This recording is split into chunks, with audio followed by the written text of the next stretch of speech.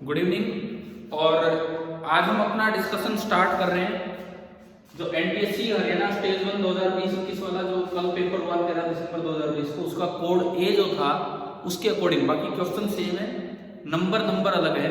तो ये वाला पार्ट हम स्टार्ट कर रहे हैं। तो जो सबसे पहला सवाल है इस सेट में, क्वेश्चन नंबर 26 था और वो इस तरह का था। मेरे हाथ में पेज है जो मैं इस वीडियो के साथ भी अटैच करूंगा, लिंक करूंगा, तो आप उसमें देख सकते हैं क्या है। इस तरह का था कि कोई ऐसी अरेंजमेंट है 1 2 3 4 और 5, और ये पांचों वायर एक जैसी वायर हैं और इन पांचों की जो रेजिस्टेंस है 1 ओम है, 1 ओम ईच। मतलब ये कनेक्टिंग वायर नहीं है, ये इस तरह की वायर है 1 ओम,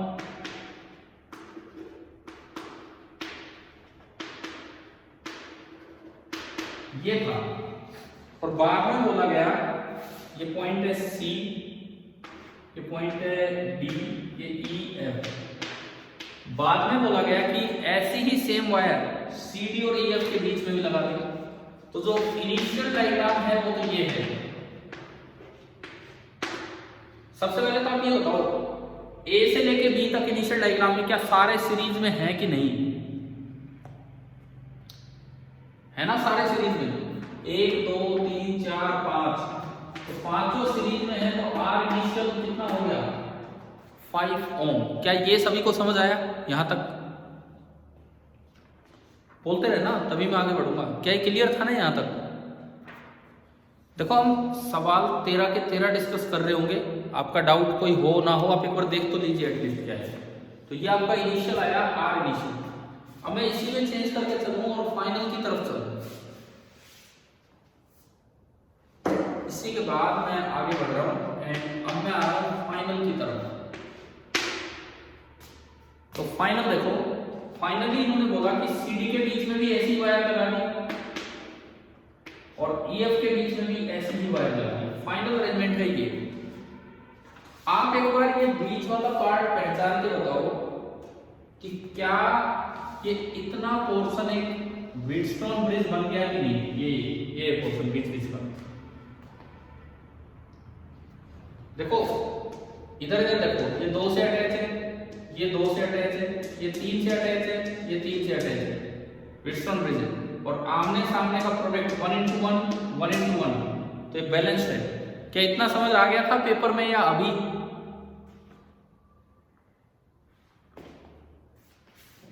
आप बोल पा रहे हैं कि नहीं ये बताओ?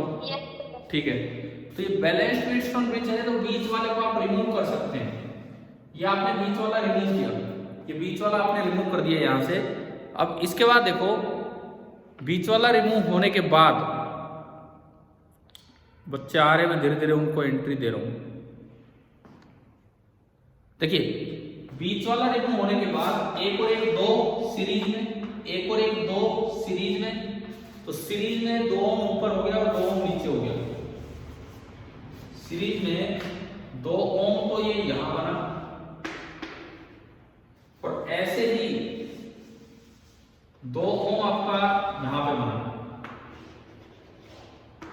2 और 2 का पैरेलल में 1 ओम। तो ये इनको हटा के मैंने यहां लगा दिया 1 ओम। और अब आप देखोगे तो ये एक और एक सीरीज में, तो जो आर फाइनल है वो है 3 ओम। तो इस क्वेश्चन में आपसे केवल चेंज पूछा था कि चेंज कितना है, तो चेंज कितना हुआ? ये चेंज कितना हो गया? ओनली 2 ओम का चेंज हुआ। क्या कल एग्जाम में हो गया था आपसे ये सवाल या नहीं हो पाया था? पहला सवाल ये जो था हो गया था सर। ये मुश्किल नहीं था ऐसा, मतलब एक गलती ये हो सकती थी इसमें, जो उसमें बोला है these are connected by similar wire. कोई बच्चा वहां कभी कनेक्टिंग वायर ना लगा गया हो जीरो रेजिस्टेंस की। कोई बच्चा कभी ये सोच ले कि कनेक्टिंग वायर जोड़ी जीरो रेजिस्टेंस की, तो उससे गड़बड़ हो जाती है। यहाँ किसी ने अगर ऐसे किया है तो सही है। इस कोड में क्वेश्चन नंबर 26 था, कोड ए में, और ये हमारा हो गया। ठीक है, आपके पेपर में कोई सा भी कोड हो क्वेश्चन यही होंगे, नंबर अलग हो सकते हैं। क्वेश्चन नंबर 27 बड़ा आसान सवाल है साउंड का। When sound is reflected from air to water, medium जब चेंज हो रहा है साउंड का, तो कौन सी ऐसी चीज है जो चेंज नहीं होती है?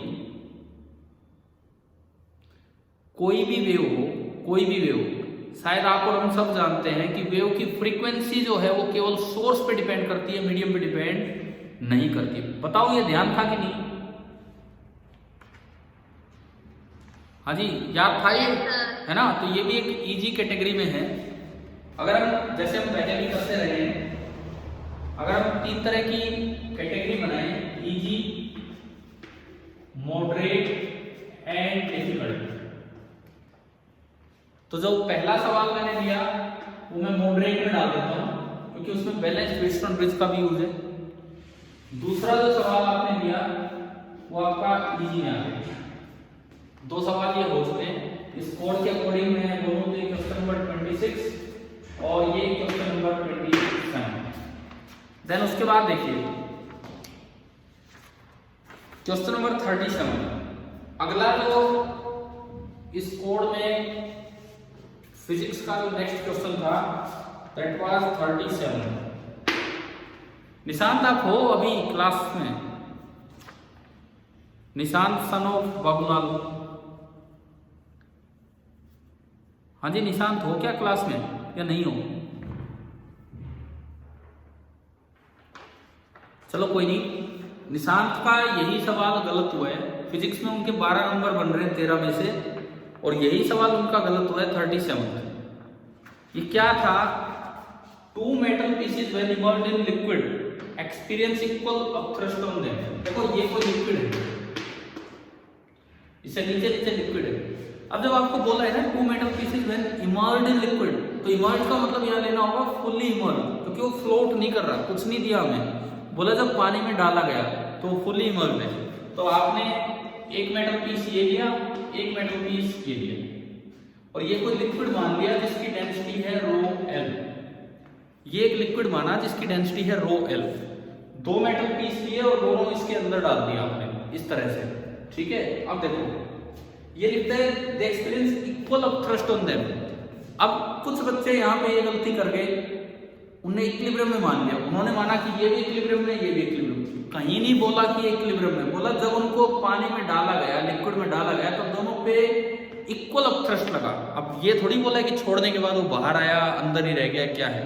तो आपको ये तो करना ही नहीं था फोर्स बैलेंस। आपको केवल एक काम करना था, इस पे पॉइंट फोर्स लिखते, डेंसिटी ऑफ द लिक्विड वो तो कॉमन है, मान लो इसका वॉल्यूम V1 है और ये मानो कि ये फुल्ली इमर्ज्ड है, और इनटू G, और यहाँ पे भी V2 होता है आर्किमिडीज प्रिंसिपल से, density of liquid into V2 into G।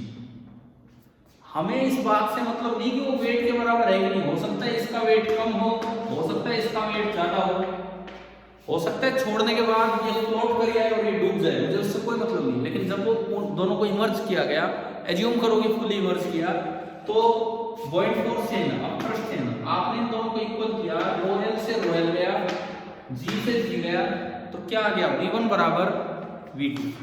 कितने बच्चों ने अभी जो हैं क्लास में सही करके आए ये वाला सवाल? कौन कौन ये सही करके आए? हर्ष गुप्ता आपका सही है, ठीक है। और कोई बच्चा ये सही करके आया है? बोल दीजिए अगर बोल सकते हैं तो। ठीक है, ठीक है, ठीक है। अब जैसे निशांत ने जो गलती की, उन्होंने एज्यूम कर लिया कि इक्विलिब्रियम में है और इसीलिए वो गलत आंसर पे चले गए। क्योंकि अगर ये इक्विलिब्रियम में होंगे तो इसका पॉइंट फोर्स इसके वेट के बराबर होगा, उसका पॉइंट फोर्स उसके वेट के बराबर होगा, और सवाल में दिए हैं कि दोनों पॉइंट फोर्स इक्वल है, तो दोनों के वेट भी क्या हो जाएंगे? समझ आ रहा है? अगर बोला हो कि इक्विलिब्रियम में है तो इसका पॉइंट फोर्स इसके वेट के बराबर, इसका पॉइंट फोर्स इसके वेट के बराबर, और वो दोनों बराबर है तो वेट भी क्या हो जाते हैं? इक्वल हो जाते। ये मिस्टेक वहां पे वो ले लेते, नहीं तो उनके 13 आउट ऑफ 13 होते फिजिक्स में। एक सवाल ही गलत हुआ। चलिए क्वेश्चन नंबर 40। पूरी साल भर पता नहीं कितनी बार इस चीज का जिक्र हो चुका कि variation of density of water with temperature.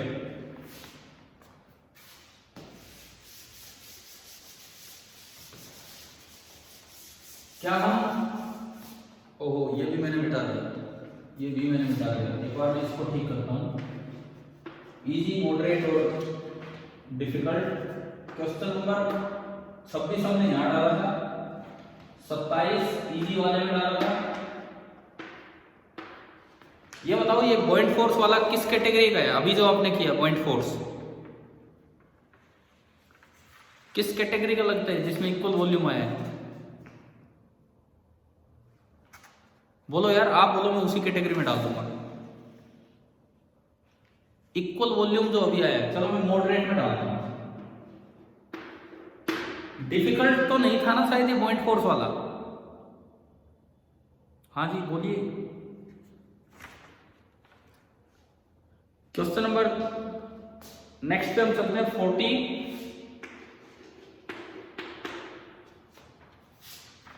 Question number 26, 27, 28 ये है आपका 37। ये है क्वेश्चन नंबर 40 है, which of the following curve best represent the variation of density of water with temperature. कितने डिग्री एक स्पेशल डिग्री होता है? कितना डिग्री, कितना डिग्री सेल्सियस टेम्परेचर एक स्पेशल टेम्परेचर होता है वाटर के लिए? बोलिए। 2 डिग्री, 4 डिग्री, 8 डिग्री, कितने? 4 डिग्री। 4 डिग्री पे डेंसिटी मैक्सिमम होती है कि मिनिमम?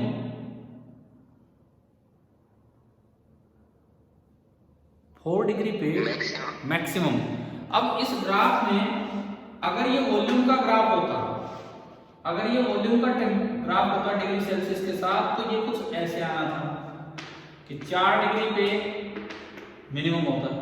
लेकिन सवाल में तो डेंसिटी थी, डेंसिटी, तो डेंसिटी को आपको 4 पे क्या कर देना था? मैक्सिमम। 2 ऑप्शन थे, एक और था जहां शायद 8 पे मैक्सिमम दिखा रखा था, वो नहीं, और 2 ऐसे थे जो नीचे आ रहे थे, नीचे वाले तो होने नहीं थे। तो कोई अगर जल्दबाजी में गलती कर जाए तो उसको वॉल्यूम वाला ग्राफ याद रह जाए तो वो गलती हो सकती थी। नहीं तो मुझे लगता है कि ये 40वां सवाल था इस इजी कैटेगरी का। क्वेश्चन नंबर 40 एक बड़ा इजी कैटेगरी का, क्योंकि साल भर में कई बार इस चीज का जिक्र हो चुका, और मुझे लगता है शायद पिछले साल में क्या हरियाणा रीजन में आया था इस पे सवाल 4 डिग्री के ऊपर कुछ। हाँ, तो इस बार फिर दोबारा आ गया। ये आपका हो गया क्वेश्चन नंबर 40। चलिए इसके बाद चलते हैं 47।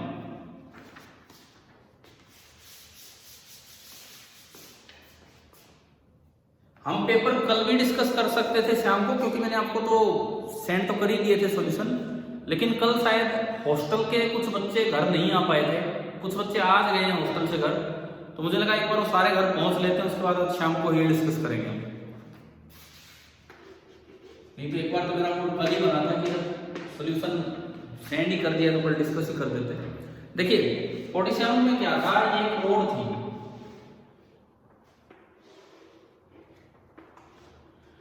इस रोड का नाम है AB और इस पे फोर्स लग रहा है F। अब आपसे पूछा गया है, उसमें ना 2 पॉइंट दिए गए हैं, एक ये P और एक ये Q। अच्छा, रोड की जो टोटल लेंथ है वो है A। थोड़ा लैंग्वेज ध्यान से पढ़ना था। इसमें बोला है कि P and Q both the points are B distance apart from the nearest end. Nearest end से B दूरी पे, तो P का नियरेस्ट एंड ये है, यहां से B दूर, और Q का नियरेस्ट एंड ये है, यहां से B दूर, ये है। ये लाइन किसको समझ आ गई थी कि हाँ भाई ये दूरियां दी हैं ऐसे? पेपर में समझ आ गया था ये, या इसमें ही कुछ कंफ्यूजन था?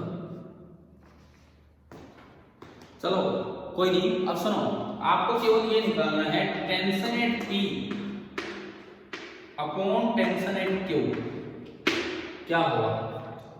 Tension eight P upon tension eight Q क्या होगा, ये निकालना है। देखो अब एक्सेलरेशन एक बार में लिख सकते हो, लेट मास इसका m है, मैंने ऐसे ही करके दिया होगा आपको सॉल्यूशन, पूरा मास m मान के, और इस तरह से अगर मास m है तो यहां से ना एक्सेलरेशन एक बार में पता लग ही गया, एक्सेलरेशन होगा F/m।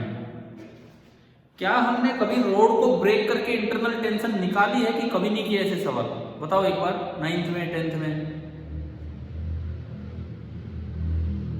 एक बार बोलिए, क्या हमने कभी भी रोड के अंदर इंटरनल टेंशन निकाली है या कभी नहीं किए ऐसे सवाल ब्रेक करके? जवाब दो ना, तभी तो हम आगे बढ़ेंगे। भाई आपने पहले एक्सेलरेशन निकाल ली, अब पूरा सिस्टम एक साथ चल रहा है तो यही एक्सेलरेशन बीपी की, यही पीक्यू की, यही एक्यू की। आपको टेंशन एट पी चाहिए तो आप एफबीडी ऑफ एपी बनाओ।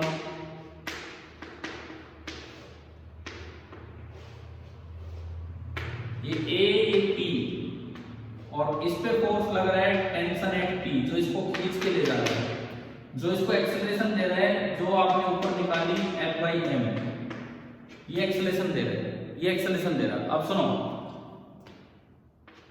इसका मास कितना है by unitary method? By unitary method ये लंबाई कितनी है ए से पी, पूरी ए ये बी, तो ए से पी लंबाई कितनी होगी? ए माइनस बी। ए लेंथ का मास है एम, यूनिट लेंथ का होगा एम बाई ए, और ए माइनस बी लेंथ का होगा ये। इस mass of A P is this. इस पे आप न्यूटन लॉ लगाओगे तो टी एट पी बस ए की तो फोर्स है बराबर इसका मास m by a into a minus b और into acceleration, acceleration is f by m। एक बार बताओ क्या t बीच में रोड पे निकालना आता था कि नहीं, या अब आ गया हो समझ? एक रोड के अंदर इंटरनल टेंशन आ गया कि नहीं? बोलिए, जवाब तो दीजिए, कोई तो रिप्लाई दीजिए, क्या समझ आ गया कि नहीं? टी एट क्यों निकालना हो अगली बार, ये तो आपने टी एट पी निकाल लिया, टी एट क्यों निकालना हो तो आप केवल ए क्यू पार्ट का एफबीडी बना लो, केवल और केवल ए क्यू पार्ट का एफबीडी। अब मैं बना रहा हूं एफबीडी ऑफ ए क्यू।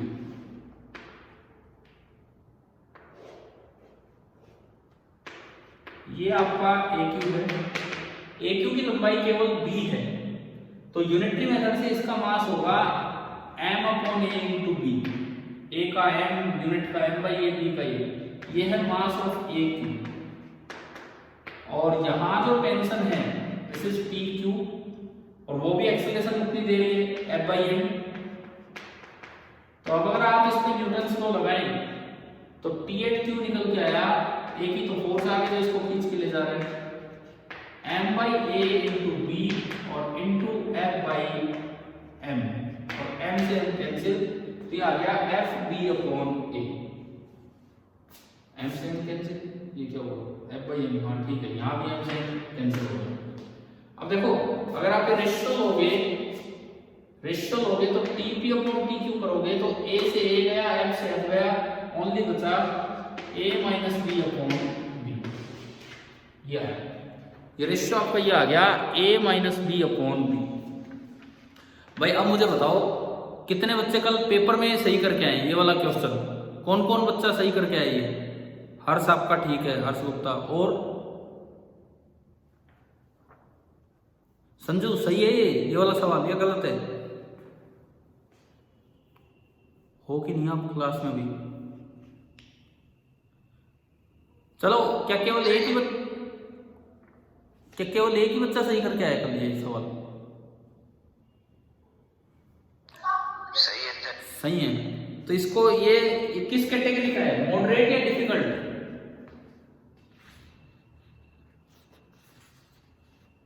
चलो एक उधर भी डाल सकते हैं, 47 मैंने उधर लिख दिया। वैसे मुझे ये बताओ कि आपने ये किए हुए थे कि नहीं सवाल की रोड के बीच में टेंशन कैसे निकालते हैं ब्रेक करके? लक्ष्य ने मैसेज भेजा है जी, मॉडरेट में डाल दो। कोई नहीं, मुझे एक बार बस इस बात का जवाब दे दो कि 9th क्लास में ऐसे क्वेश्चन किए थे कि रोड के अंदर इंटरनल टेंशन कैसे निकालते हैं ब्रेक करके उसको वहां से? चलिए ठीक है, कोई नहीं, हम आगे बढ़ते हैं। मैंने वैसे डाल दिया उधर क्योंकि ज्यादा अच्छे से जवाब नहीं आ रहे थे, मैंने 47 को डिफिकल्ट में डाल दिया। उसके बाद क्वेश्चन नंबर 50 पे हम आते हैं। 50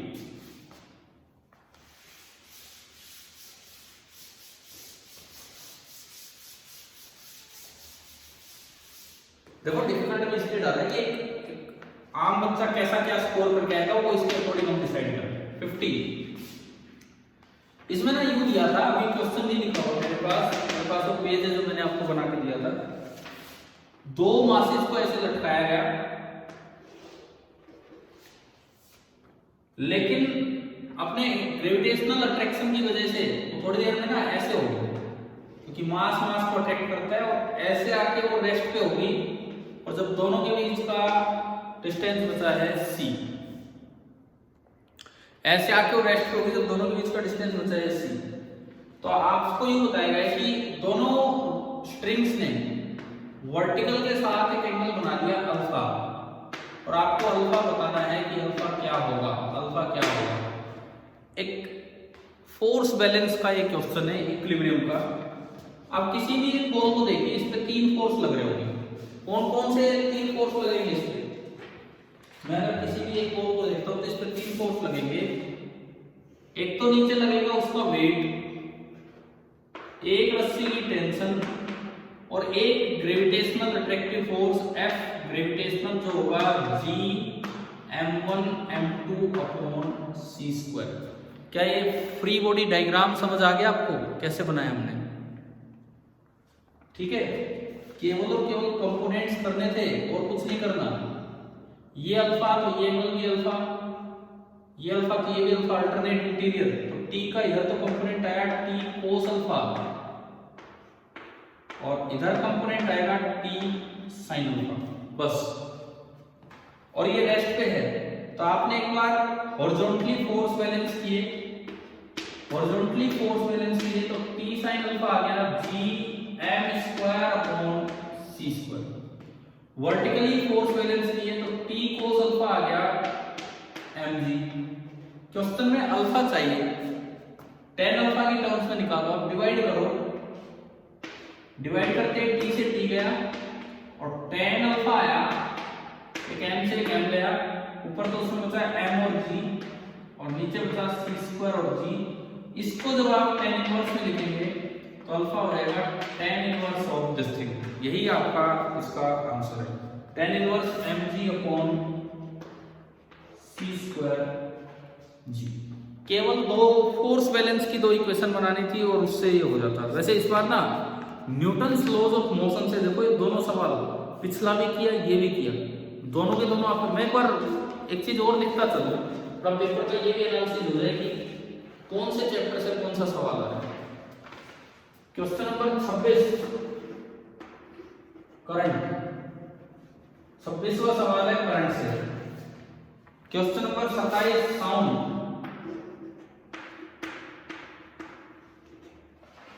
27 साउंड से।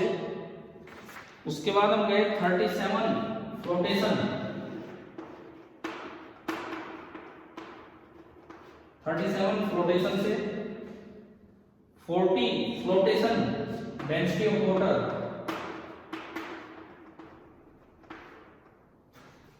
और अभी अभी किया हमने 47 Newton's law of motion, Newton's law, और एक ये लास्ट के 50। बताओ ये मॉडरेट है कि डिफिकल्ट है? इजी तो मैं कहीं नहीं रहा आपके लिए कि फोर्स बैलेंस करने थे। मॉडरेट है कि डिफिकल्ट है? ये 2 स्टेप थे, बोलो आप बताओ। मैंने पिछला भी डिफिकल्ट में डाल दिया था, ये बताओ आप कहाँ किस लेवल पे है ये सवाल? थोड़ा एनालिसिस भी होगा ना फिर, किस तरह का पेपर था। बोलो यार बोलो, तभी मैं आगे बढ़ूंगा। सॉल्यूशन देख लिया आपने, कैसा था ये सवाल, या कल कैसा लग रहा था उस हिसाब से मैं पूछ रहा हूं। बताइए जल्दी बोलिए। हाँ जी प्रीतम, आपका ठीक हुआ है गलत हुआ है ये सवाल? प्रीतम ठीक हुआ है गलत हुआ है?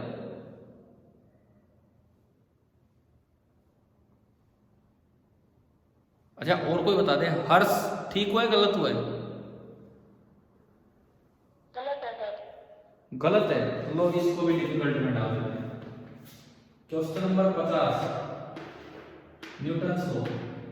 देखो 47 और 50 दोनों न्यूटन्स लॉ के उस टाइप के क्वेश्चन है। फोर्स बैलेंस हम कई बार करते रहते हैं। फोर्स बैलेंस हम कई बार करते रहते हैं फोर्स बैलेंस के। इसके दो तरीके होते हैं, लामी थ्योरम से भी कर सकते हैं या फिर वैसे भी कंपोनेंट करके भी। और वो जो था 47 उस तरह के तो आपने कई बार वैसे किए हैं, पहले एक्सेलरेशन निकाली फिर ब्रेक किया। चलिए ठीक है, कोई नहीं। तो अभी तक डिस्कस हुए 3 और 3 6 में से केवल एक सवाल 10th का आया है, 5 सवाल 9th के। ठीक है भाई, आगे बढ़ते हैं। क्वेश्चन नंबर 60, 50 के बाद अब मैं आ रहा हूं सवाल नंबर 60 पे।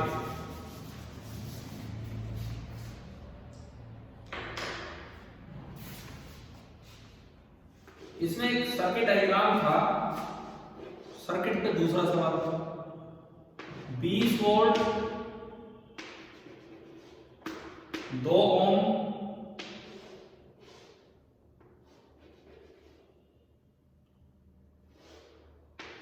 इस तरह का कुछ अरेंजमेंट था। 6 ओम 4 ओम और ये था। ये सर्किट आपको सोल्व करना था। यूं बताओ, पीछे कुछ दिन पहले क्या शॉर्ट सर्किटिंग कई जगह यूज हुई है कि नहीं?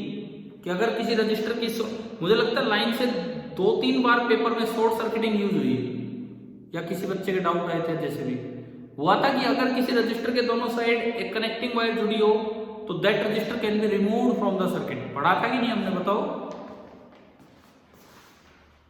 ठीक है, देखो अगर मैं इस टर्मिनल को नाम दूं, कुछ भी नाम दे, मैं वही दे देता हूं आपके उसमें पेज में मैंने लिखे थे बी और सी।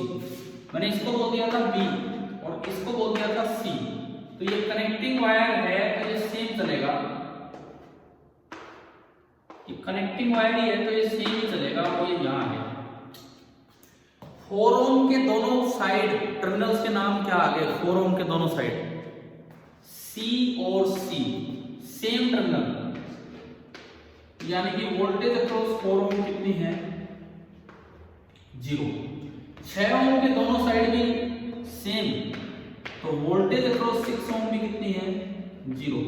तो आपके उस सवाल में एक ऑप्शन ये था कि इन दोनों के पास वोल्टेज या पोटेंशियल डिफरेंस सेम है, तो वो तो हमें दिख ही रहा है। Voltage across 4 ohm is same as the voltage across 6 ohm, ये दोनों तो सेम हो ही गए। अच्छा, ये शॉर्ट हो गए तो these can be removed from the circuit. तो हमने इसको भी रिमूव कर दिया क्योंकि ये शॉर्ट हो गया, और इसको भी रिमूव कर दिया क्योंकि ये शॉर्ट हो गया। तो अब तो यार एक सिंपल पाथ बचा है, और एक सिंपल पाथ बचा है तो सर्किट की रेजिस्टेंस 2 ओम है, वोल्टेज 20 वोल्ट। तो जो करंट बनेगा सर्किट में I that will be equal to 20/2, यानी कि करंट कितना आ गया? 10 एम्पीयर। करंट वाला ऑप्शन मैच नहीं हो रहा था, पता नहीं उसमें कितना करंट दिया था, कितना करंट दिया उसमें? करंट वाला ऑप्शन मैच नहीं हुआ था। 5, हाँ, जबकि ये 10 है। एक तो ये ऑप्शन मैच हो रहा था, एक और ऑप्शन था पावर। पावर का एक ऑप्शन था कि पावर कितनी कंज्यूम हो रही है। पावर होती है V इंटू आई। अब कहीं भी देख लो V इंटू आई करके, V है 20 वोल्ट और करंट जा रहा है 10 एम्पीयर, तो 20 इंटू 10 पावर कितनी होगी सर्किट में? 200 वॉट। तो दो ऑप्शन मैच हो रहे थे, लेकिन उन्होंने नीचे एक दिया था बोथ 2 and 3 या इस तरह का, तो वही आपका आंसर होता है। अब भाई ये बताओ, ये किस कैटेगरी का क्वेश्चन है? ये जो क्वेश्चन नंबर अभी हमने पढ़ा, मैं इजी की बात नहीं कर रहा हूँ, मॉडरेट और डिफिकल्ट की बात कर रहा हूँ। किस कैटेगरी में जाना चाहिए सवाल? मॉडरेट में डाल देते हैं, बिकॉज पीछे भी रिसेंटली ही ये शॉर्ट सर्किटिंग और ये सब डिस्कस हुई है। तो ये आपका सवाल नंबर 60 जो कि करंट से है, और ये मॉडरेट वाली कैटेगरी में हमने डाला है। 3, 3, 6 और 1, 7 में से 2 क्वेश्चन तो करंट से आए और 5 9 से आए। अभी तक का जो हाल है 7 में से वो ये है। अभी 6 सवाल और बचे हैं डिस्कस होने, हम उन पर चलते हैं। उसके बाद आता है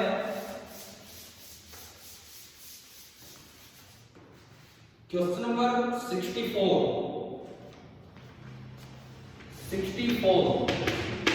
हम इस क्वेश्चन पे आ गए। उसमें दिया है कि मोमेंटम का टाइम के साथ ग्राफ दिखा रखा है, मोमेंटम टाइम ग्राफ। और ना ऐसा कुछ ग्राफ है यूं। अच्छा, जो पॉइंट्स के नाम मेंशन है, ए बिल्कुल यहां दे रखा है, बी थोड़ा इधर था, सी यहां था और डी इस जगह था, हवा में था इस जगह। और पूछा था कि फोर्स मिनिमम और मैक्सिमम कहाँ है। भाई ये भी एक आपका किया हुआ ही सवाल था। क्या हमने ये कर रखे थे कि मोमेंटम टाइम ग्राफ की स्लोप आपको फोर्स देती है, एफ बराबर होता है dp बाई dt। बताओ एक बार, क्या ये आपको पता था कि मोमेंटम टाइम ग्राफ की स्लोप आपको फोर्स देती है? हाँ जी भाई, क्लियर था ना ये पॉइंट? तो एफ बराबर dp बाई dt। अब देखो ए पे देखोगे तो टेंजेंट की स्लोप है 0। स्लोप ज्यादा तब होती है जब वर्टिकल हो, हॉरिजॉन्टल हो, चाहे आगे हो चाहे पीछे हो, वो स्लोप कम होती है। सारी जगह स्लोप नेगेटिव आएंगी। बी पे टेंजेंट डालोगे ये बनेगा, सी पे और भी सीधी और डी पे तो और भी स्लैंटेड हो जाएगी, झुक जाएगी। स्लोप हर जगह नेगेटिव है। नेगेटिव पॉजिटिव को विद साइन कंपेयर नहीं करना, हमें मैग्नीट्यूड कंपेयर करना होता है, क्योंकि फोर्स एक वेक्टर क्वांटिटी है। तो इनमें से सबसे वर्टिकल लाइन यहां है, यानी कि जो एफ मैक्सिमम है वो तो है एट सी, और जो एफ मिनिमम है वो है एट ए। तो सी और ए ये इसका आंसर था। मैं शायद उम्मीद करूंगा कि ये सवाल तो कर दिया होगा। इतना तो याद आ गया होगा कि एफ टी ग्राफ की स्लोप आपको फोर्स देती है। अब स्लोप देखने में ही कंफ्यूजन हो गया हो तो पता नहीं मुझे। बताओ आपके लिए कैसा था ये? आसान था कि मॉडरेट था? इजी या मॉडरेट? मैं दो कैटेगरी आपको दे रहा हूं, इनमें से बताना है। डिफिकल्ट तो बिल्कुल ही नहीं है, जरा सा ही काम था। 64 कौन कौन अभी यस नो बता दिया कीजिए, कौन कौन ये सही करके आया कल? एक दो बच्चों के मैसेज आए इजी था, इजी कैटेगरी में डाल देते हैं, सच में इजी था ये। 64 अगेन न्यूटन लॉ। यार हद होगी, न्यूटन लॉ का तीसरा सवाल। 1 2 3 आपने अगर पुराने 5 सालों के वो असाइनमेंट लिए हो तो उनमें मोशन के ज्यादा थे, न्यूटन लॉ के कम थे। यहां पे तो न्यूटन लॉ के 3 सवाल आ गए। 3 3 6 तो 8 में से 6 सवाल 9 से हो चुके हैं। केवल 2 करंट के हैं अभी तक, केवल 2 करंट के। उसके बाद मैं आता हूं 64 के बाद 84, इस पेपर का 84वां क्वेश्चन।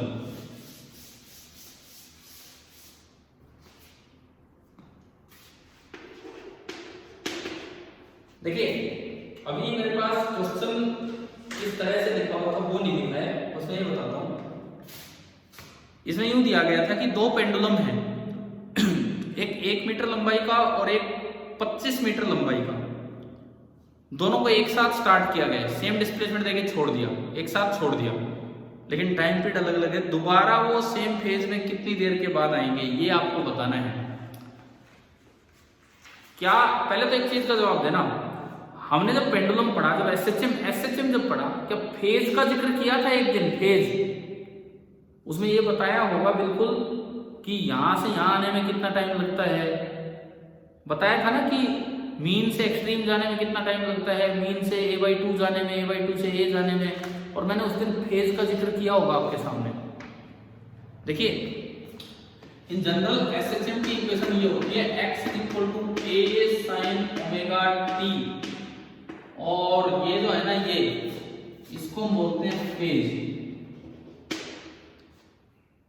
अब क्या होता है कि टाइम पीरियड ऑफ पेंडुलम हम याद रखते हैं, टाइम पीरियड ऑफ पेंडुलम हम याद रखते हैं 2π√L/g। Angular frequency, angular velocity नहीं, एंगुलर फ्रीक्वेंसी, उसका फॉर्मूला होता है 2π/t। तो अगर आप 2π/t करोगे तो 2π से 2π कटेगा और एंगुलर वेलोसिटी आएगा √g/L। एंगुलर वेलोसिटी आएगी √g/L, ये आएगी। किसी भी t टाइम पे let at time t0 they are again in same phase। t0 time पे वो दोनों फिर से सेम फेज में आ गए। देखो एक तेज चलने लगा, एक जल्दी जल्दी ऑसिलेट हो रहा है, एक धीरे धीरे ऑसिलेट हो रहा है। तो भाई जो जल्दी ऑसिलेट हो रहा है उसका टाइम पीरियड कम है, टाइम पीरियड कम है तो उसका ओमेगा ज्यादा है तो उसका फेज तेजी से बढ़ेगा, तो सेम फेज तो कभी हो ही नहीं सकता। लेकिन सेम फेज का मतलब होता है जब 2 पाई का फेज डिफरेंस हो जाए तो भी वो सेम ही फेज होते हैं, क्योंकि 2 पाई का मतलब है एक मीन पे दूसरा भी मीन पे ही आ जाए एक चक्कर काट के। तो सेम फेज का मतलब है आइदर तो फेज डिफरेंस 0 हो और 2 पाई हो और 4 पाई हो और 6 पाई हो। तो एक का ओमेगा कम है और एक का ज्यादा है। आप यहां से देखो, मान लो आपको एक लेंथ दी गई है सवाल में 1 मीटर और L2 दी गई है 25 मीटर और ओमेगा होता है √G/L, तो जो L कम है उसका ओमेगा ज्यादा होगा और जो L ज्यादा है उसका ओमेगा कम होगा। तो यहां से पता लग रहा है कि omega 1 is greater than omega 2। तो किसी t0 टाइम पे, किसी भी t0 टाइम पे पहले वाले का तो फेज होगा ओमेगा 1 × t0 और दूसरे वाले का फेज होगा ओमेगा 2 × t0। अच्छा, हम पता नहीं यहां तक नहीं गए होंगे मेरी अपने डिस्कशन में अपने क्लासेज में, लेकिन फेज तक हम जरूर गए थे। फेज क्या होता है, बस हाँ इस तक हम पहुंच पाएंगे नहीं। क्या फेजर एडिशन बताया था? एक बार ये बताओ, वेक्टर सम की तरह 2 SHM का सम करते हैं, क्या ये जिक्र किया था कि वेक्टर सम की तरह 2 SHM का सम करते हैं रिजल्टेंट एम्पलीट्यूड निकालने के लिए? थोड़ा अगर ध्यान आ रहा हो, यस सर ये भी हुआ था। इट मीन्स हम बहुत करीब थे, इसके फेज के बहुत करीब थे। फेज का एक आइडिया भी दिया था कि भाई शायद सवाल आ जाए, वो वैसे ना आके फेजर सम पे ना आके इस तरह से आ गया। अब देखिए, अब ये क्या सवाल है, क्योंकि ये सवाल पेपर का सबसे अच्छा सवाल माना जा रहा है जो आमतौर पे बच्चे बता रहे हैं, टीचर डिस्कस कर रहे हैं, क्योंकि फेज वेज डिस्कस ही नहीं करते। आप और हमने फेज डिस्कस किया लेकिन इस तरह से नहीं किया। अगर फेजर एडिशन पे सवाल आता तो शायद थोड़ा आसान रहता आपके लिए। अब देखो, t0 टाइम पे माना वो सेम फेज है, सेम फेज तो हो ही नहीं सकता क्योंकि ओमेगा 1 ज्यादा है, तो t0 टाइम पे ओमेगा 1 t0 तो ज्यादा होगा। परंतु सेम फेज का मतलब होता है जब पूरा 360 डिग्री का फेज डिफरेंस हो जाए, तो भी एक मीन पे है तो दूसरा भी मीन पे हो गया और वो सेम फेज में हो गए। यानी कि आपको कंडीशन लगानी थी omega 1 × t0 minus omega 2 × t0 that is equal to 2 pi, radian में चलना होता है। अच्छा, ओमेगा 1 और ओमेगा 2 यहां रहे, यानी कि ये मेरी इक्वेशन बनी। अगर मैं इसको थोड़ा सिंप्लीफाई करूं, √G/L माइनस √G/25 और मैंने t0 कॉमन ले लिया इज इक्वल टू 2 पाई। एक बार बताओ कि ये इक्वेशन आपको समझ आ गई है क्या? हाँ भाई, ये इक्वेशन सभी को समझ आई कैसे लिखी है या नहीं? ठीक है, अब मैं यहां से t0 निकालूं, ये टाइम सोल्व करूं तो देखो ये बना √G/1 माइनस √G/5, रूट से बाहर आ गया। आपने एलसीएम लिया 5 माइनस 1 4, तो ये बन गया 4/5। अगर मैं इसको थोड़ा आगे बढ़ाऊं तो ये आपका बन गया 4/5 into √G into t0 is equal to 2 pi. तो मेरे पास t0 आ गया भाई कितने टाइम के बाद, ये t0 आया 5/4 इंटू 2 पाई अपॉन √G। चलो ठीक है, इतना तो आ गया। अब यूं बताओ उस सवाल में क्या पूछा है कि इतने टाइम में कितने ऑसिलेशन हो लेंगे, किसके, छोटे पेंडुलम के या बड़े पेंडुलम के?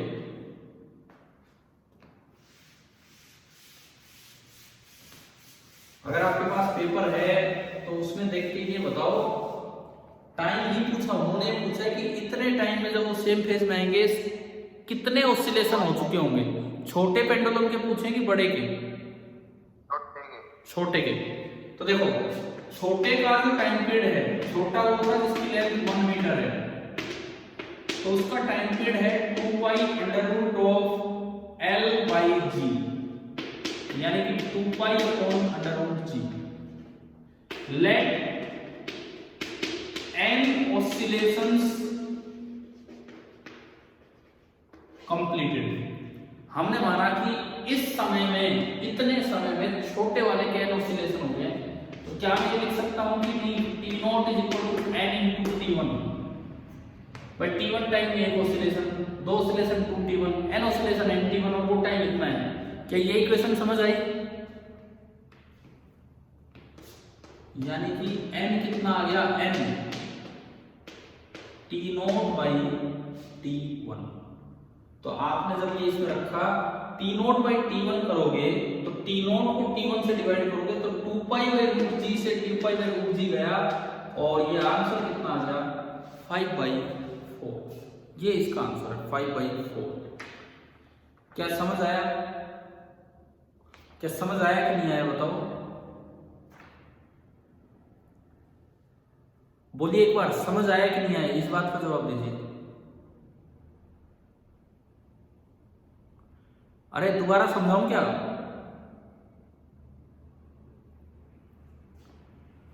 बोलो भाई, कोई बच्चा रिस्पॉन्ड करे। क्या ये क्वेश्चन क्लियर है अभी? देखो कुछ और भी चीजों से आप आइडिया लगा सकते थे इस सवाल का। पूरी तरह से नहीं है। कौन बोल रहे हो? एक मिनट ये बताओ, मैं दोबारा समझाऊंगा। भावना। भावना देखो इधर सुनो, हम ये जानते हैं कि साइन के आगे जो लिखा रहता है वो फेज होता है। फेज ये होता है। दो चीजें सेम फेज में तब होती हैं जब दोनों के बीच का फेज डिफरेंस या तो 0 हो या 2π हो या 2π का कोई मल्टीपल हो। ये फेज का कुछ आइडिया है कि नहीं? फेज मैंने बताया था कभी क्लासेस में, मीन पोजीशन पे हो और स्टार्ट हो आगे की तरफ तो 0 फेज होता है, एक्सट्रीम पे हो तो π/2 होता है, फिर मीन पे आ जाए पीछे जा रहा हो तो पाई होता है 3π/2 और फिर यहां जाए तो 2π।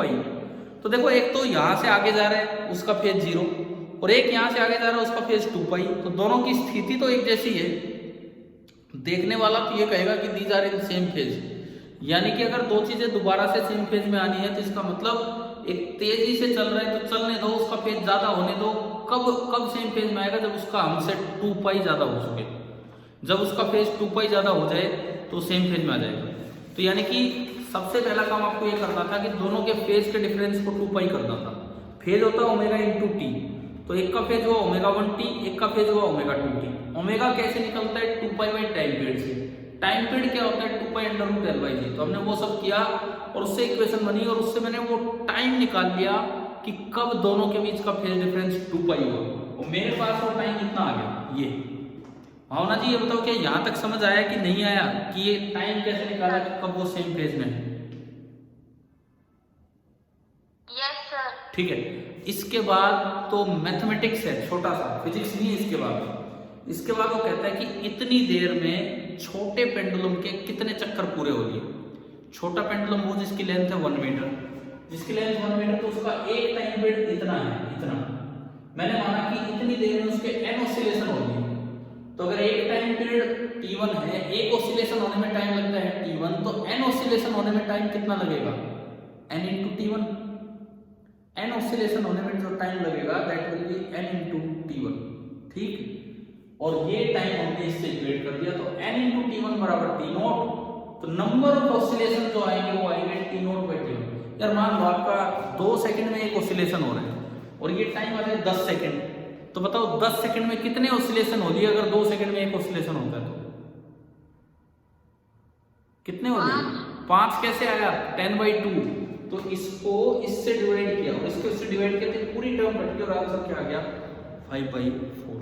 ये सवाल ऐसे भी आ सकता था कि बड़े वाले पेंडुलम के कितने ऑसिलेशन हुए, तो वहां T1 की बजाय फिर आप किसको लेके चलते?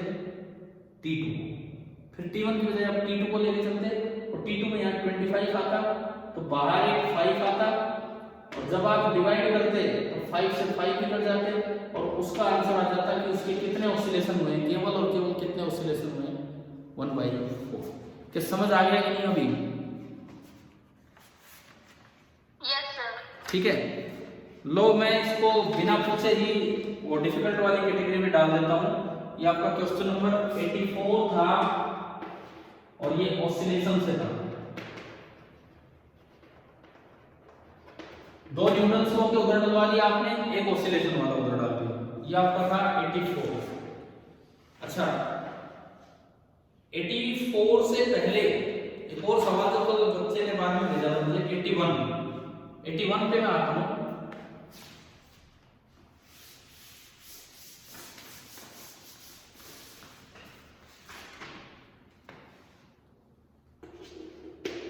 81, इस सेट का 81।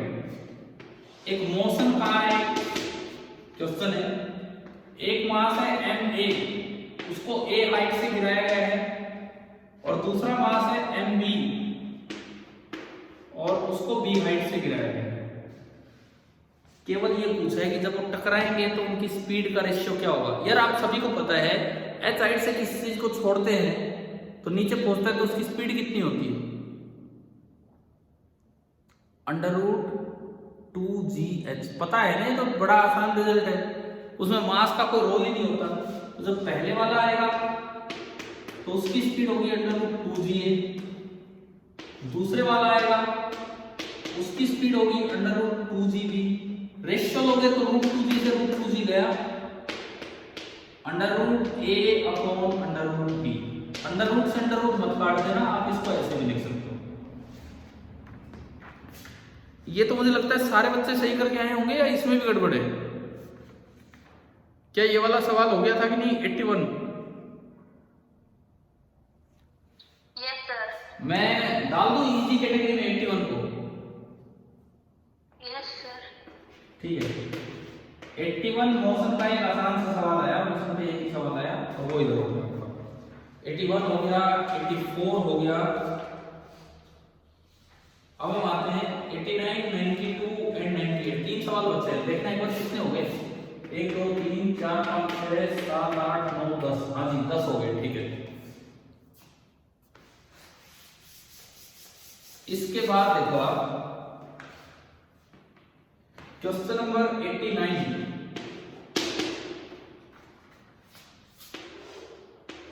एक और फोर्स बैलेंस का क्वेश्चन, बड़ा स्ट्रेस है इस बार। एक एम मास है, बोला है कि इसको रोकने के लिए ना इस पे फोर्स लगाया जा रहा है जो इसके वेट के बराबर है। ये दिया है सवाल, ये एंगल है थीटा। तो पूछा है कि एंगल ऑफ इंक्लिनेशन कितना हो, बस ये पूछा है। भाई इसका एफबीडी बना दो। नीचे क्या लग रहा है इस पे mg और इधर नॉर्मल। यार अभी थोड़ी देर पहले क्वेश्चन किया था फोर्स बैलेंस पे, वर्टिकल और horizontal force balance, t cos theta t sin theta, बिल्कुल सेम, बिल्कुल ही सेम। आप नॉर्मल के टुकड़े कर लो, ये थीटा तो ये भी थीटा, तो ये 90 माइनस थीटा, तो ये थीटा। तो n का ऊपर वाला कंपोनेंट तो होगा n cos थीटा और n का इधर वाला कंपोनेंट होगा n sin थीटा। आपको केवल फोर्स बैलेंस करने हैं, तो n sin थीटा तो f को बैलेंस कर रहे हैं। अभी ये रेशियो कह दिया है सवाल में, यानी कि mg। और जो n cos थीटा है, n cos थीटा वो mg के बराबर वैसे ही है। तो आप अगर इनको देखें डिवाइड भी करें mg by mg 1, तो tan थीटा बराबर 1 आ गया, तो थीटा बराबर आया 45 डिग्री। किसी की शुरुआत हो जाए तो ये सवाल बड़ा आसान था। अब अगर डायग्राम देख के अटक के बैठ गया हो तो पता नहीं है। भाई बताओ कौन कौन ये कल समझ पाया, कर पाया कि हाँ थीटा 45 डिग्री है? हो गया। किस कैटेगरी का लगता है आपको ये सवाल? कैसा है ये सवाल? इजी है सर। इजी की बजाय भी मैं मॉडरेट में डाल देता हूँ, क्योंकि बहुत से बच्चों ने नहीं किया होगा। देखो मैं फिर वही कह रहा हूँ, मैं एक एवरेज बच्चे को ध्यान में रखते हुए लिख रहा हूँ, क्योंकि हमने इधर भी 3 सवाल लिख दिए हैं। ये दोनों भी इधर डालने की जरूरत नहीं था, लेकिन फिर भी हम इसको भी मॉडरेट में डाला। इजी टाइप ही था। किस पे था ये? Newton's law. अरे न्यूटन्स लॉ में बाजी मार रखी कब तो यार, हद ही होगी। न्यूटन्स लॉ 4 सवाल। एक ऐसा टॉपिक जिसमें पिछले सालों में कम सवाल दिख रहे थे, इस बार 13 में से 4 सवाल वहां आ गए। लास्ट में एक बार देखेंगे इकट्ठा करके कैसा पेपर है, कहां से आ रहा है। इसके बाद मैं आता हूं 98 पे, क्वेश्चन नंबर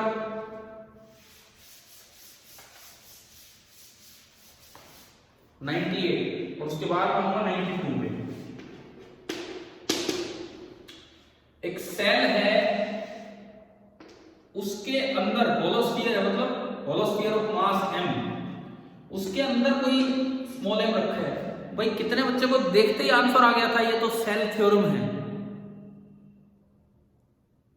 पता लग गया था इस सेल थ्योरम में, बिल्कुल। मुझे लगता है पूरे पेपर का आप लोगों के लिए सबसे आसान ये सवाल होना चाहिए। सेल थ्योरम हमने बहुत पढ़ी है, कई बार डिस्कस किए कि यूनिफॉर्म सेल के अंदर कोई भी मास रख लो, कहीं भी रख लो, सेंटर के अलावा भी चाहे कहीं भी रख लो, उस पर नेट फोर्स कितना होगा? 0। तो इसका आंसर तो आ गया 0। क्या मैं डाल दूं इसको इजी वाले कैटेगरी में? नहीं, ये इसमें कोई डाउट है किसी को? Yes sir. ठीक है, 98 इधर मैंने डाला और ये सवाल आपका है ग्रेविटेशन पे। ये सवाल आपका आ गया ग्रेविटेशन पे। ठीक है, एक लास्ट क्वेश्चन आपका बचा है जो इस पेपर में 92 था। इस पेपर का जो है ये 92 है। और देखो ये आ गया हीट पे। हीट भी आपका 9th और 11th से रिलेट करके माना जाता है, 10th में इसका कोई रोल नहीं है। हीट वाले पार्ट पे मैं आता हूं। देखिए वैसे ना ये जो क्वेश्चन है आपके असाइनमेंट में था, प्रीवियस ईयर वाले में, प्रीवियस ईयर वाले असाइनमेंट में था ये क्वेश्चन। देख लो क्या है क्वेश्चन, तो मुझे नहीं लिख रखा है मैंने इसे। दो स्फीयर है सेम मटेरियल का और सेम रेडियस के, दो स्फीयर है सेम मटेरियल और सेम रेडियस के, and they are heated to same temperature. एक बच्चे ने, आप में से किसी एक बच्चे ने, जैसे हम लास्ट में कुछ क्लासेस लेते रहते थे तो कई बार बाहर निकलते थे तो बच्चे क्वेश्चन नहीं पूछ रहे होते थे, क्लास में नहीं पूछा बाहर पूछ लिया। क्लास में पूछ लेता तो हम क्लास में डिस्कस करते थे, नहीं तो बाहर पूछा तो अलग से। तो एक बच्चे ने ये क्वेश्चन उस असाइनमेंट में से पूछा था। क्या आपको हीट एंड थर्मो का एक छोटा सा असाइनमेंट दिया गया था 4-5 साल के क्वेश्चंस का? Yes sir. बिहार रीजन का ये सवाल था, और बल्कि वो तो इससे भी घुमा रखा था। ये तो आसान है। उसमें तो दो तरह से ऑप्शन बनाए थे, एक बार बोला सेम टेम्परेचर तक हीट किया, एक बार बोला सेम अमाउंट ऑफ हीट डाली। कितने बच्चों ने कर लिए थे वो खासकर हीट वाला असाइनमेंट, या बस घर पे रखे थे वो ऐसे असाइनमेंट? कर लिया था सर इलेक्ट्रिक वाला तो उसमें आया था ये सवाल, ये वाला। Yes sir. और उसमें अगर आपको मैंने वो सॉल्यूशन वाले पेज में दिए होंगे तो पीछे एक्सप्लेनेशन भी होगी उसकी, थे ना ये? ठीक है, दूसरी बात, पहले क्वेश्चन पे मैं आऊं। दो स्फीयर है, एक सॉलिड और एक होलो, सेम मटेरियल के बने हैं। क्वेश्चन नंबर 92 है। दो स्फीयर है, ये हीट एंड थर्मल प्रॉपर्टी से है। एक सॉलिड है, एक होलो है।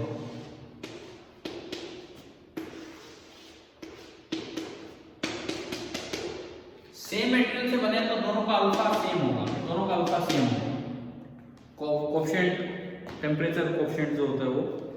और दोनों को सेम टेम्परेचर से हीट किया है। ये नहीं कहा कि सेम अमाउंट ऑफ हीट दिया है, ये नहीं कहा। ये बोला है कि दोनों को सेम टेम्परेचर से हीट किया है, डेल्टा T तक हीट किया। तो पूछा है कि दोनों में एक्सपेंशन कितना होगा। भाई हम एक चीज जानते हैं, R final that is equal to alpha into R initial into delta T। बताओ ये बताया था कि नहीं आपको? हमने ये सवाल ऐसे ना लेके, ये तो एक बच्चे ने डाउट पूछा था, देखो उसको बताया। बाकी ऐसे हुआ था कि कट लगाया था उसमें, रिंग में कट लगा, डिस्क में एक कट लगा रखा है और उसको गर्म किया था, एक पेपर में डाला था सब। तो दोनों एक्सपेंड कर रहे थे, आउटर रेडियस भी और होल वाला रेडियस भी, और होल वाला रेडियस भी उसी फॉर्मूले से एक्सपेंड करता है। तो उसी पे था। मटेरियल सेम है तो दोनों का अल्फा सेम, इनिशियल रेडियस दोनों का सेम है, टेम्परेचर राइज सेम करना एक क्वेश्चन में दिया है, तो यानी कि जो R फाइनल होगा वो भी दोनों का सेम होगा। मटेरियल ज्यादा एक्सपेंड इसमें हुआ है सॉलिड में, इसमें केवल आउटर बाउंड्री एक्सपेंड होकर वहां पहुंची है। इसमें आउटर बाउंड्री तो वहां पहुंची है, अंदर का भी हर पार्ट एक्सपेंड होकर पहुंचा है, इसीलिए इसमें वॉल्यूम एक्सपेंशन हुआ है।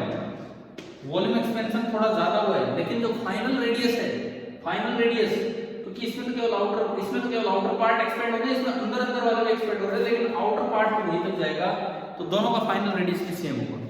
अब आपका वो जो उस पेपर में जो था, कौन से रीजन का था ये, एक सेकेंड, ये था आपका हीट वाले में, आपके असाइनमेंट में ये बिहार रीजन था 2017-18 का क्वेश्चन है, 2017-18 का। अगर आपके पास असाइनमेंट हो तो उसका क्वेश्चन नंबर 13 है जो हमने आपको दिया था।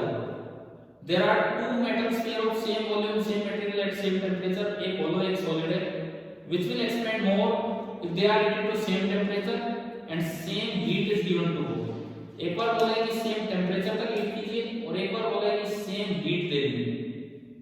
तो सेम टेम्परेचर वाला इस बार आ गया, कि ये समझ आ गया आपको यहां तक? बताओ, यहां तक समझ आ गया है?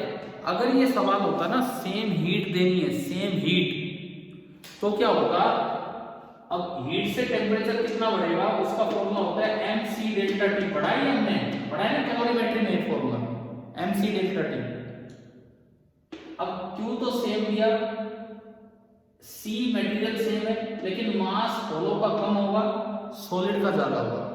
डेल्टा टी होगा Q बाई m, क्योंकि होलो का मास कम है, क्योंकि होलो का मास कम है उसमें टेम्परेचर राइज ज्यादा होगा, और डेल्टा टी ज्यादा होगा तो आर फाइनल होलो का ज्यादा होगा और सॉलिड का कम होगा।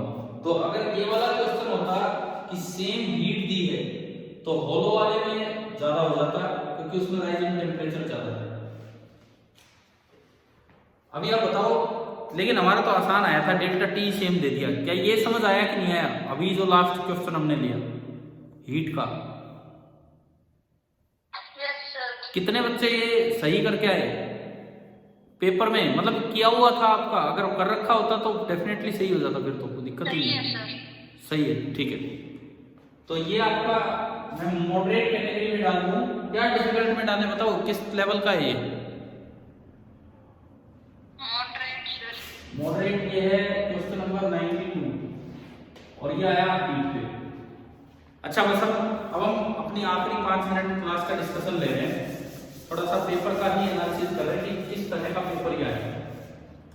देखिए आपका जो पूरा जो सिलेबस होता है इसमें 9th और 10th, 9th ऑब्लिक 11 और 10th ऑब्लिक 12। मैं चैप्टर वाइज बात करूं, मौसम से बताओ कितने क्वेश्चन उधर से देख के?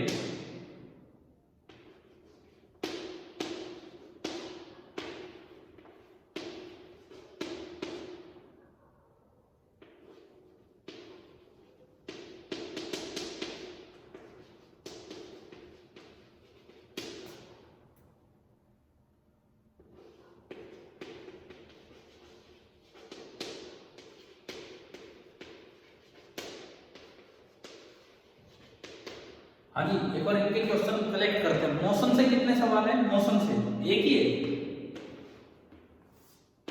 न्यूटन लॉ ऑफ मोशन से शायद 4 दिख रहे थे, 1 2 3 4। वर्क से कोई आया ही नहीं शायद, ग्रेविटेशन से आया तो था एक ये 98, फ्लोटेशन से 1 और 1 2, ऑसिलेशन से भी एक सवाल है, साउंड से भी एक सवाल था और हीट से भी एक सवाल है। ये थे आपके। इधर की मैं बात करूं, इलेक्ट्रोस्टैटिक्स कोई सवाल नहीं आया। करंट से शायद 2 बार सर्किट आए थे, 2 60 एंड और कौन सा 26। करंट से आए 2। उसके बाद मैग्नेटिक इफेक्ट्स ऑफ करंट से कोई सवाल ही नहीं। ईएमआई एंड एसी से फिर से कोई सवाल नहीं। अरे ऑप्टिक्स का कहां गया? ऑप्टिक्स नहीं है ना कल एक भी। ऑप्टिक्स कोई सवाल नहीं, चाहे उसमें आप ह्यूमन आई मान लो, कोई पार्ट मान लो, कोई सवाल ही नहीं है। सोर्सेज ऑफ एनर्जी का कोई सवाल नहीं है। यार पेपर तो बहुत ही रैंडमली डिस्ट्रीब्यूट कर दिया। 2 4 और 1 5 और 1 6 2 8 3 11 क्वेश्चन इधर से और 2 सवाल इधर से। हाँ जी, फाइनली हम बस क्लास को कंक्लूड कर रहे हैं। लेकिन आप पेपर देखो कितना अजीब सा डिस्ट्रीब्यूशन है पेपर में, मतलब कैसा भी आ सकता है। आपके पूरे साल ना जितने पेपर होते रहे स्कूल में या जैसे भी, क्या हर एक में ऐसा होता था कि 6 सवाल 9th के आ रहे और 7 10th के आ रहे? था ना शायद ऐसा ही, 6 9th 7 10th। आपके इस एमटीएससी पेपर में इस बार हरियाणा रीजन में 11 सवाल 9th से हैं और केवल दो सर्किट वाले यहां से हैं। तो फाइनली ये 13 का था।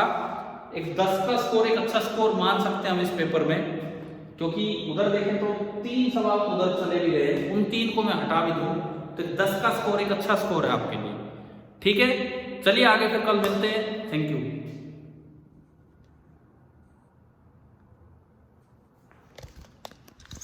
और कोई कुछ कहना चाहे तो बोल सकता है अभी, नहीं तो कल मुलाकात।